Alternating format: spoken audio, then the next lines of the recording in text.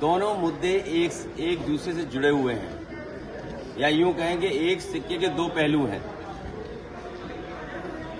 जो इनके संगी साथी अंडरग्राउंड अनरजिस्टर्ड लोग और भारतीय जनता पार्टी शिक्षा परीक्षा और राम मंदिर दोनों एक दूसरे से जुड़े मुद्दे हैं। दोनों का सूत्र एक जगह है, दोनों एक जगह से ही संचालित होते हैं।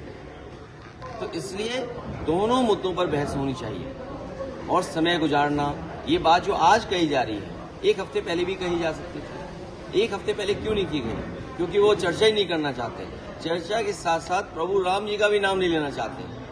जब चंदे की बात आएगी तो सदन में हम सब प्रभु श्री राम जी का नाम लेंगे, उसका भी नाम नहीं लेना चाहते हैं भारतीय जनता पार्टी के लोग। और जो लोग लाठी मारे हैं छात्र नौजवानों को, याद रहे भगवान की लाठी में आवाज नहीं होती है।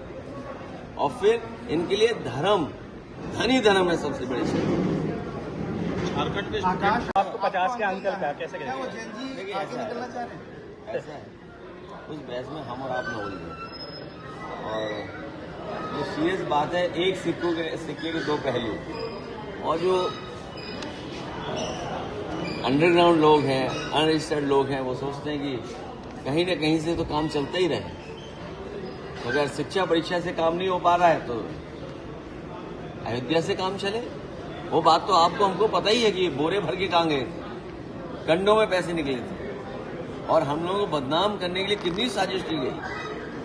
एक दिन में इतने कॉल किए गए, संभव है क्या इतने कॉल किए गए हों और सरकार को न पता हो?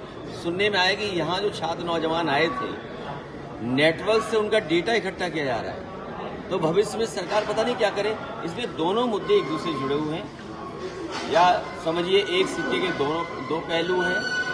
बीजेपी और उनके संगी साथी दोनों इस मुद्दे से जुड़े हुए लोग। जब ये प्रभु श्री राम को आगे नहीं बैठा रहे, बताओ आप प्रभु श्री राम जी का स्थान क्या होना चाहिए? अगर मैं सामान्य और आपसे एक सवाल करूं कि प्रभु श्री राम का स्थान कौन सा होना चाहिए?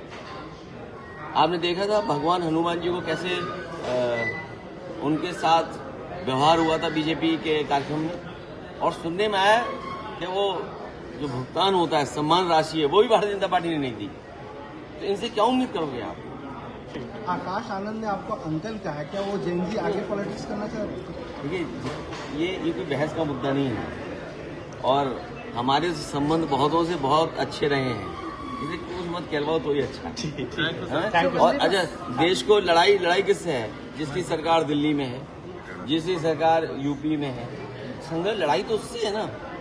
शिक्षा संस्थाएं कौन चलवा रहा है, किसके माध्यम से चल रहे हैं, आरक्षण की कितनी लूट हो रही, परीक्षाएं कितनी नहीं हो पा रही हैं। तो मुद्दे तो वो हैं आज।